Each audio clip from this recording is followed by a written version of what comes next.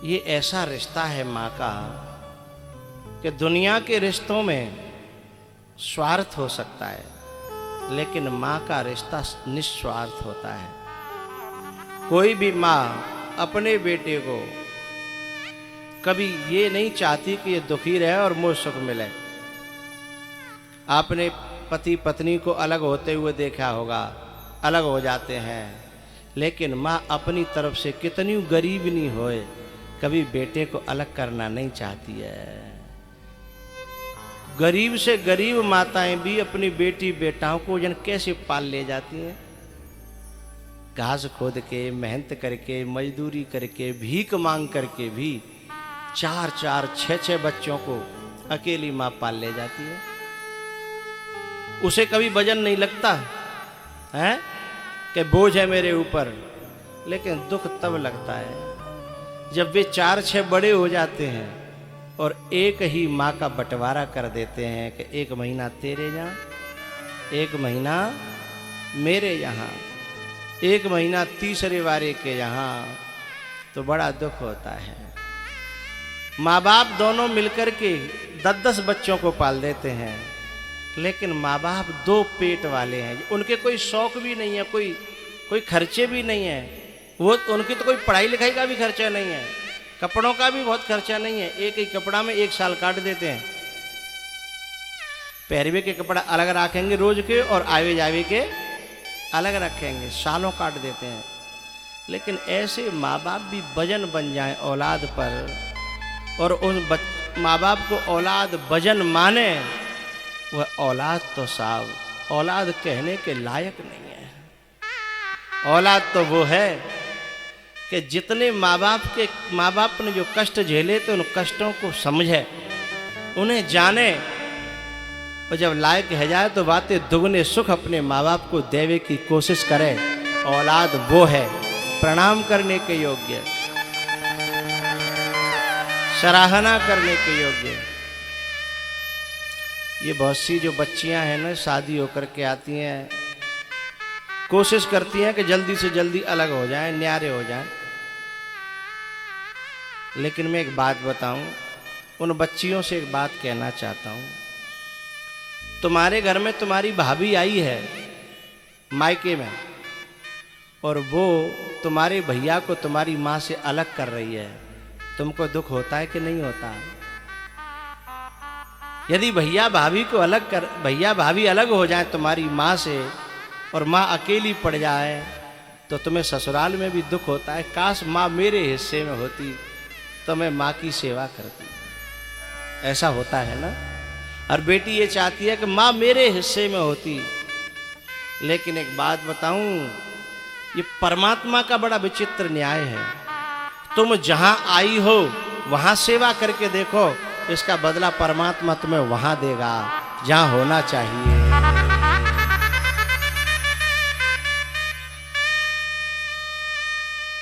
एक बात बताऊं आपको,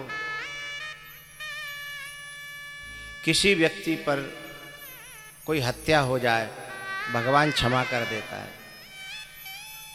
कोई व्यक्ति जो है और कोई झूठ साच बोल दे तो भगवान क्षमा कर देता है। लेकिन भगवान उस व्यक्ति को क्षमा नहीं करता जो कलेजे का टुकड़ा होती है माँ, और उस माँ को अपने बेटे से दूर कर दे। माँ को बेटे से दूर कर दे, ऐसी नारी को, ऐसी बहू को कभी परमात्मा क्षमा नहीं करता। कभी बनना हो तो अलग करने वाले मत बनना हो तो माँ और बेटा को मिलाने वाले बनना है। एक बात बताऊं, भगवान जब बछड़ों को छोड़ देते थे ना, वत्सान मुंचन क्वचित समय क्रोश संजात हास, जब बछड़ों को छोड़ देते थे, जब अपनी माँ से बछड़ा दौड़ के मिलता था तो भगवान बड़े खुश होते। लेकिन जब माँ से खींच करके बछड़े को कोई खूंटे पे बांधता है ना, तो भगवान को बड़ा कष्ट होता है। ऐसे ही कोई माँ के कलेजे के टुकड़े को माँ से छीने। एक नारी थी, 15 साल हो गए, शहर में आए और गांव में माँ रहती है। और माँ के हाथ पांव चलते हैं, वहीं अपना गाय भैंस रखती है, दूध से अपना काम चला लेती है, घास खोद खोद करके गाय चरा लेती है। लेकिन वो जो बच्चों के पढ़ाने के बहाने से सिटी में निकल आई बहू, अपने आदमी को ले आई, अपने बच्चे। 15 साल तक अपने आदमी को गांव नहीं जाने दिया। गांव जाने की बात करता तो घर में कलेश कर देती कि ये काम बिगड़ रहा है, वो काम बिगड़ रहा है, ये करना है, वो करना है। एक दिन क्या हुआ, मेला में गए वो पति पत्नी और उनका एक बच्चा था 4-5 साल का, और मेले में वो बच्चा खो गया।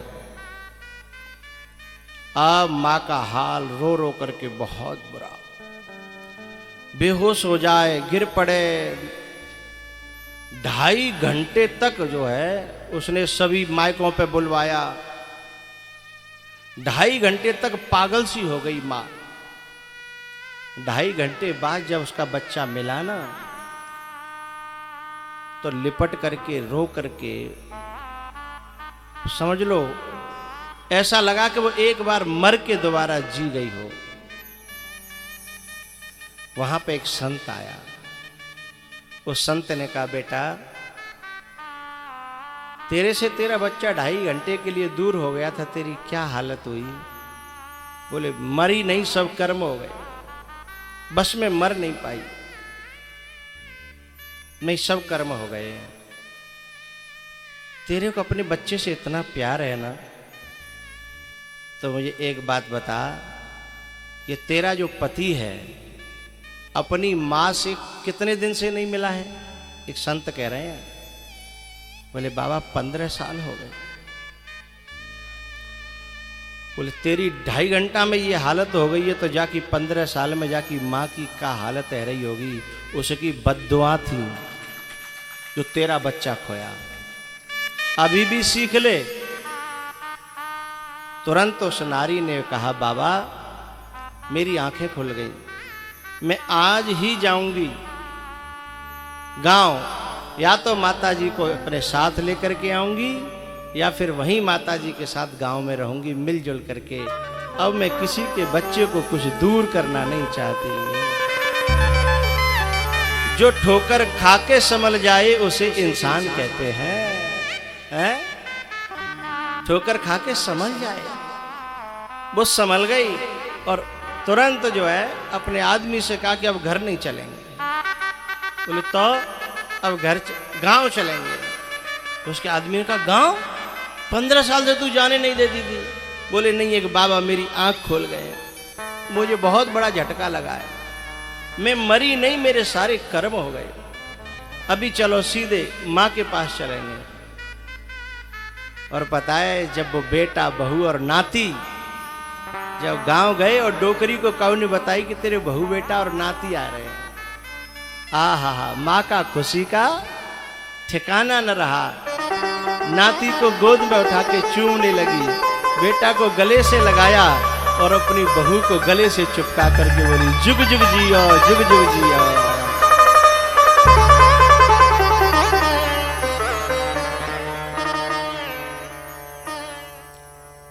धन्य है ऐसी बहुओं को, ऐसी बहुओं को मैं नमन करता हूं कि बिना ठोकर खाए इस बात को समझ लेती हैं। आज तो मैं प्रार्थना कर रहा हूं, इस कथा को सुनकर के समझ में आई होगी कुछ बहुओं के, तो वह जरूर अपने जीवन में परिवर्तन करेंगी। माँ से कभी बेटे को दूर मत करना, भगवान क्षमा नहीं करे। माँ तो क्षमा कर देगी, लेकिन भगवान कभी क्षमा नहीं करेगा। इस बात का हमेशा ध्यान रखना। पता है, जब उन बहू ने जाकर के अपनी सास से कहा, माताजी हम तुमको लेने आए हैं। सही में बेटा? माँ रो पड़ी। 15 साल हो गए थे, एक एक दिन कैसे कैसे जी है, और आशा छोड़ बैठी थी कि अब को बेटा मिलेगा के है सके तो भाई दिन आवेगा, ज्यादा ना आग लगानी होगी, है मेरा दाह संस्कार होगा तब आवेगा। ऐसी आशा लगा बैठी थी। लेकिन आज बाकी बहू लेके आई, बहू की पीठ पे हाथ फिराए फिराए कह रही, बेटा जुग जुग जियो, बेटा जुग जुग जियो, मैं आत्मा से दुआ दे रही हूं कि भगवान तेरो भलो करेगो, मेरो बेटा तेने वापस दे दो मोए। तो सास ने कहा कि मेरा शहर में मन नहीं लगता बेटा, तुम एक काम करो, ज्यादा दूर तो है नहीं, तुम हफ्ता में 15 दिना में डोल जा करो। बहू ने कहा नहीं मम्मी, आप संग चलो, फिर हम भी आ जाया करेंगे, कभी यहाँ और कभी। फिर माता जी को ले आई। फिर वो जो जहाँ जिस घर में वो रहते थे ना, अब तक वो शमशान था, जिसमें बड़े बूढ़े न हो, जिसमें माता पिता न हो, शमशान ही तो है। और जैसे ही अभी की वो माँ आई तो वो घर में देवता आ गया, तो वो घर मंदिर बन गया है। शमशान में भूत प्रेत रहते हैं और मंदिर में भगवान रहते हैं। माँ की प्रतिष्ठा हो गई, माँ की प्रतिष्ठा। एक बात बताऊं, आप में बहुत सी ऐसी बच्चियां बैठी होंगी जिनकी माँ रो रो के मर गईं, लेकिन उनकी भाभियों ने माँ से बेटे को मिलने नहीं दिया। अब उनके मन में टीस रहती होगी ना कि मेरी माँ ऐसे मरी, मेरी माँ ऐसे मरी, मेरी चलती तो मैं ऐसा होने नहीं देती। ऐसी टीस रहती होगी ना। तो ऐसा कभी मत कर। जो इतनी बद्दुआ मिलती है माँ की, और माँ की बद्दुआ को भगवान भी नहीं टाल पाता। माँ दुआ दे या बद्दुआ भगवान से टाली नहीं जाती। माँ की दुआ या बद्दुआ कभी खाली नहीं जाती।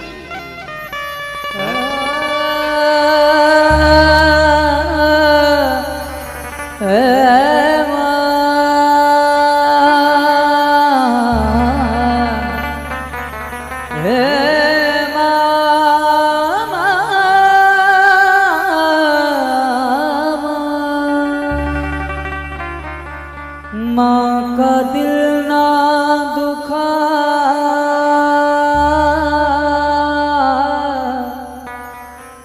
माँ का दिल ना दुखा, ये प्रभु की अमानत है माँ। माँ का दिल ना दुखा।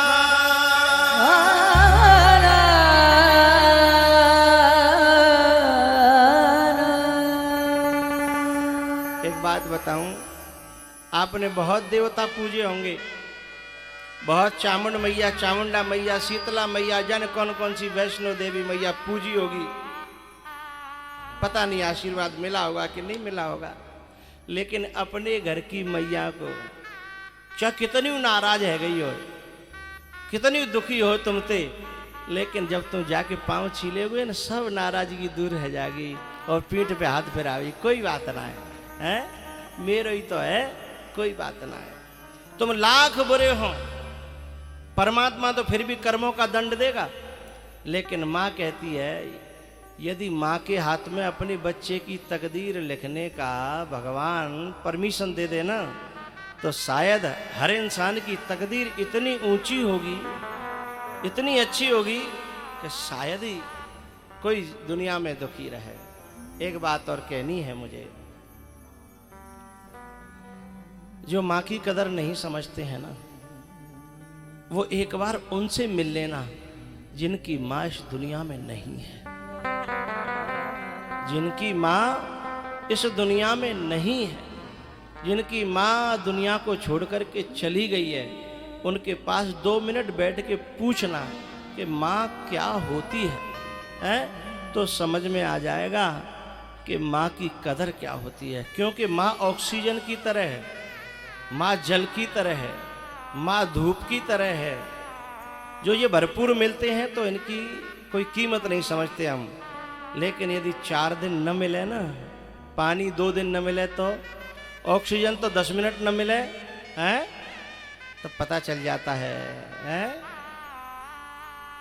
एक बात बताऊं, जब यहाँ प्रसाद बंटता है ना, ये आदमी जितने हैं ना, सब यहीं प्रसाद लेंगे और बुक्का मार के घर चले जाएंगे। लेकिन माँ है ना, अपनी साड़ी के पल्लू के छोर में पूरा प्रसाद बांधती है? केला अलग ले लेगी और बामें चिरवा अलग ले लेगी, रेवड़ी अलग ले लेगी और बांध के ले जाएगी। फिर घर में आवाज लगावेगी, फलाने आजा, डिकाने आजा। हैं काहे? बोले प्रसाद लाई हूँ, ले तूने ले ले। तूने अपना पेट उसे प्यारा नहीं है, हैं? अपना स्वाद प्यारा नहीं है, हैं? वो उन्हीं के लिए। कोई कोई बहू तो अपनी सास को दुश्मन समझती है। अरे पागल है, तू भूल गई? तो घर में बुलावे के लिए कितना बुलवा दे वाने की मेरी बहू आ रही है ना? कैसे कैसे दरवाजा सजाया हथों वाने, है ना? कैसी उली उली फिरी, कैसे कैसे मंदिर में पूजा करी कि मेरे घर में एक अच्छी सी बहू आ जाए, बहू आ जाए। वो तेरी दुश्मन हो सकती है? अरे तेरी बुद्धि मारी गई है। तो अपनों में दुश्मन दिख रहे हैं और दुश्मन अपने दिख रहे हैं। जो तेरी माँ के बारे में तो भड़का में, तेरी सास के बारे में तो भड़का में, दुश्मन तो बे हैं। माँ तो तेरे को हमेशा अच्छा देखना चाहती है।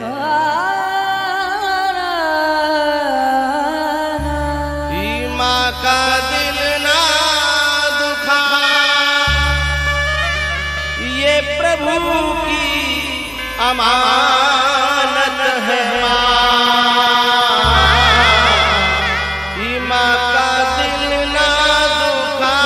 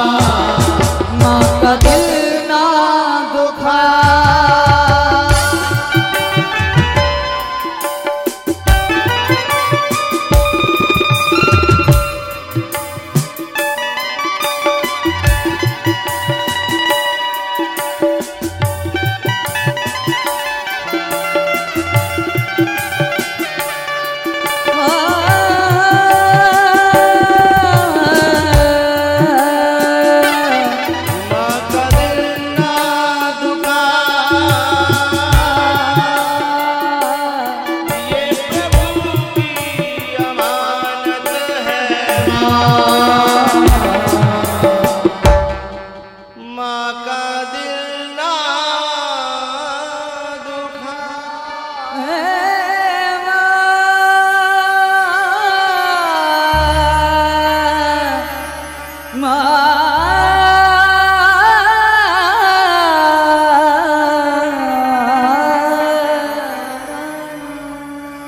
यशोदा ने कहा, बेटा मेरी तो भगवान से एक ही प्रार्थना है, क्योंकि मैं माँ हूं, तू जहां रहे सुखी रहे। आज भी माताएं काऊ की बहू कलेश कर रही हो माँ के पास बेटा जाते समय, और माँ को पता चल जाए तो माँ क्या कहती है बेटा से, तू मेरे पास मत आओ करे, तेरी घरवाई कलेश करते है ना, मेरे पास मत आओ करे, बस मोए मालूम पड़ जाए कि मेरा बेटा सुखी है, मैं तो बई में खुश हूं, तू दुखी रहे, तेरे ते कलेश होए, तो मैं काय की माँ, और मेरे हाथ पांव चल रहे हैं ना, तब तक मुझे कोई दिक्कत ना है, परेशानी ना है। और सुन, मैं तो अपना दूध बूंद में ते काम चला लेती हूँ, मैं कोई शौक ना है, मोह कोई खर्चा ना, इसलिए पैसों की तू मुझे देवे की ज़्यादा कोशिश मत करो करे, क्योंकि तेरी घरवारी कलेश करेगी ना। अब सोचो, अपने कलेजे के टुकड़े को दान कर देती है, लोग तो कहते हैं कन्यादान हुआ है, कन्यादान नहीं हुआ, सच में तो माँ ने अपने बेटे को किसी दूसरे की लड़की को अपना बेटा दान कर दिया है। सच बात तो ये है। वो सास कहती है, वो माँ कहती है कि बहू को खुश रख, तेरे बच्चे खुश रहें, तू जहां रहे, चाहे दूर रहे चाहे पास रहे, बस तू खुश रहे, इसी में मेरी खुशी है। भैया माँ से विदा लेकर के भगवान आगे बढ़े। गोपी और ग्वालवाल जब तक रथ दिखता रहा तब तक रोते रहे, देखते रहे, और जैसे ही रथ जो है दिखना बंद हो गया, कोई कहीं गिर पड़ा, कोई कहीं गिर पड़ा, कोई कहीं गिर पड़ा। ब्रज का जो हाल था वो बहुत बुरा था, क्योंकि जब तक भगवान रहे ना तो ब्रज का जयत ते दिखम जन्मना ब्रजः श्रयत इंदिरा सस्वदत्रहि वैकुंठाद अधिकम जयति व्रजः ते जन्मना। वैकुंठ से भी अधिक रौनक वाला हो गया था व्रज, कब से? जब से कन्हैया ने जन्म लिया। लेकिन अब गया तो जिसकी माया उसी के संग चली जाती है ना। गांव में एक कहावत है, आई बहू आयो काम और गई बहू गयो काम, है ना। ऐसे ही हर व्यक्ति की अपनी माया होती है, वो आता है तो माया आती है, चला जाता है तो माया चली जाती है। हो ऐसे ना जाओ सांवरे,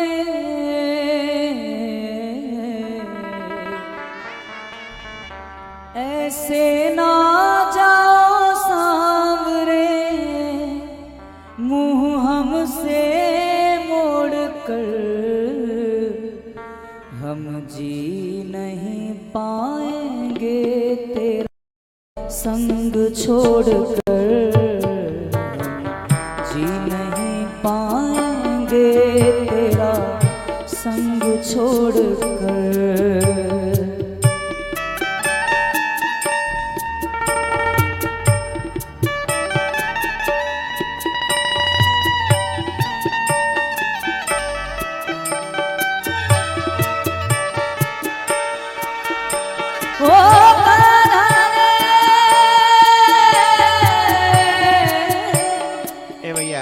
करता हो अभी मत उठाओ, मैं उठा दूंगा थोड़ी देर बाद।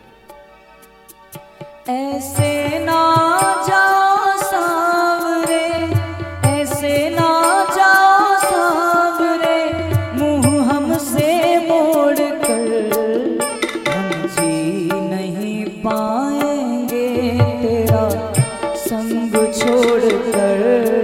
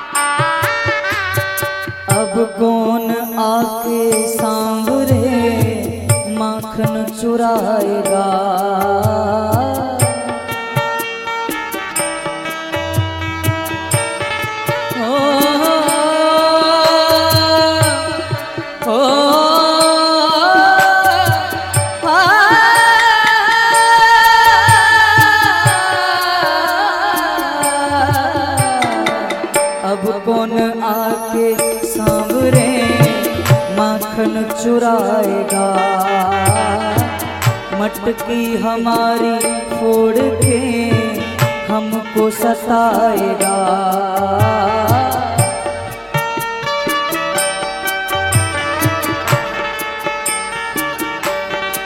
वो पनघट से कौन भागेगा, पनघट से कौन भागेगा, मेरी चूड़ी तोड़ कर हम जी नहीं पाएंगे तेरा संग छोड़ कर, हम जी नहीं पाएंगे तेरा संग छोड़ कर।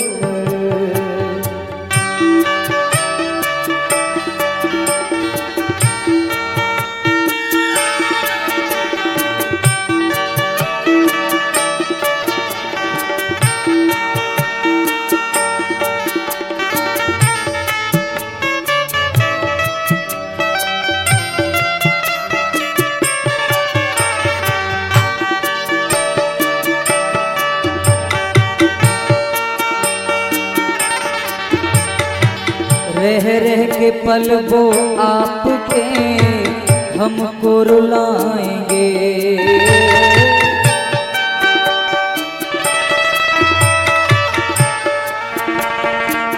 हो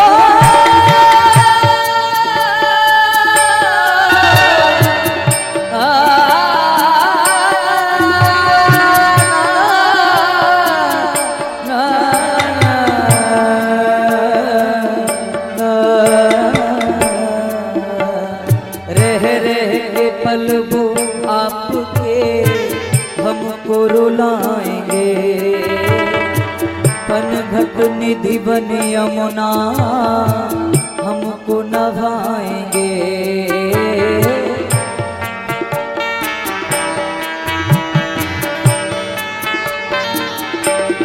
वो क्यों जा रहे हो प्यारे, क्यों जा रहे हो मोहन, सबके तोड़ कर हम जी नहीं पाएंगे तेरा संग छोड़ कर, हम जी नहीं पाएंगे तेरा संग छोड़ कर।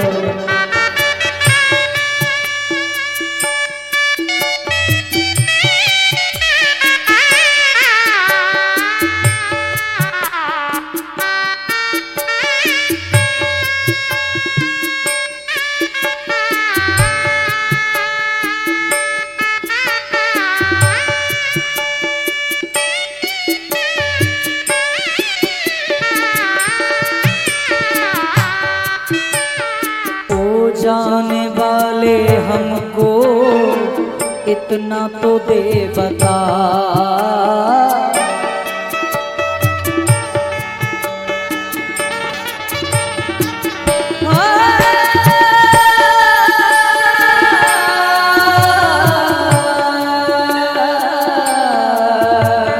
ओ जाने वाले हमको इतना तो दे बता, तेरी इस सजा के पीछे क्या है मेरी खता।